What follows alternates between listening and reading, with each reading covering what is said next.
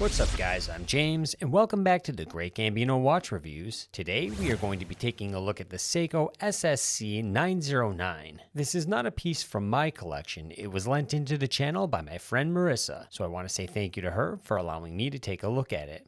This Seiko Prospex comes packed in a traditional white box with a silver print logo at the top and black base bottom. Removing the lid reveals the piece, and we can immediately see that there's a lot going on here as far as details. This is a watch that is solar powered, but we will get more into the movement later on in the video. For now, let's take it out of the box so we can get a closer look.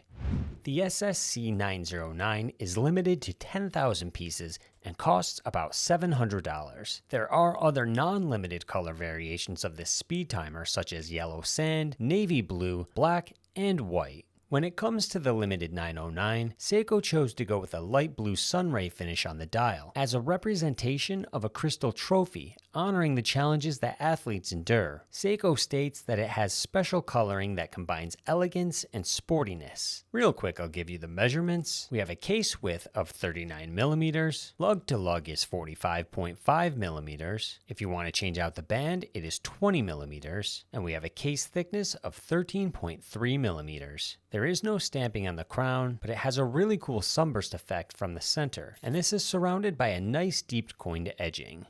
I could not find a definite answer on the bezel material. Some places I've read that it is made out of ceramic, others claim that it is stainless steel with black coating. Either way, I will say that it does appear as if it is made of ceramic visually, with its high glossed edge and matte finish top paired together with a white print tachymeter scale. It's unique in its own way, but definitely still gives off Daytona vibes. For the glass, we have a domed piece of sapphire crystal with an anti-reflective treatment on the underside. Seiko's AR coating is usually very high quality, and as you see here, it does an excellent job reducing glare from the studio lights. Looking close in at the case, we have a circular brush pattern along the top that cuts immediately into a fully high polished case side. There is a little curve in the case to ride along your wrist, and it is all very clean, sharp, and well done. Flipping around back, we see some basic print on the stainless steel cover, such as the Seiko text with Prospex logo, and additional text reading that this piece is a limited edition, number 1399 out of 10,000. Going back to the blue dial that makes this version of the speed timer unique from the others, it creates a sunburst effect that can be noticed no matter what angle you are viewing from. The chrome applied indices are very classy, and everything pairs nicely with the paper white handset. The Seiko logo is also applied, and there's a date window in between the 4 and 5 o'clock position. Powering this piece is the Seiko V192. This is a solar quartz movement. It's known to have accuracy of plus or minus 15 seconds per month. You can notice a battery charge meter on the bottom middle subdial. It only takes 5 hours in direct sunlight for a full charge, but once a full charge is complete, the battery life should last up to 6 months. If you would like to use the Chrono Function, simply press the top pusher and it will begin moving the chrono hand. The left subdial is your running minute hand, the bottom dial will count up to an hour before repeating, and your right subdial will count up to 24 hours. To stop the timer, press the top pusher one more time, and then press the bottom pusher to reset the function.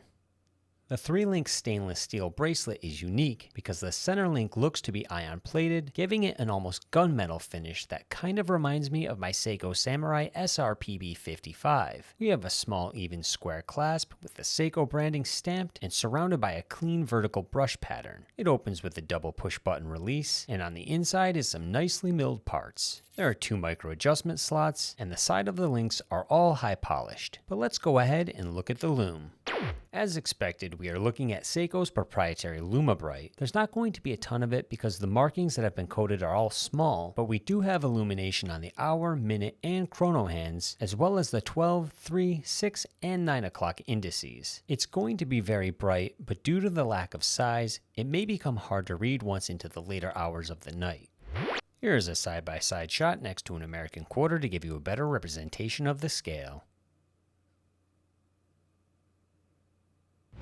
Here's a shot on my 6.75 inch wrist. You probably already know what I'm going to say. With a width measurement of 39 millimeters and a lug to lug of just over 45, it wears extremely well on a wrist of my size. I would consider this a unisex sized watch that would look good on just about any wrist. But let's go ahead and cut to the outdoor shot so I can show you that natural light reflection.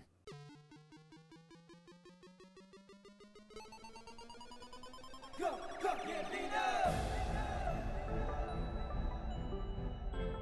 The Great Gambino!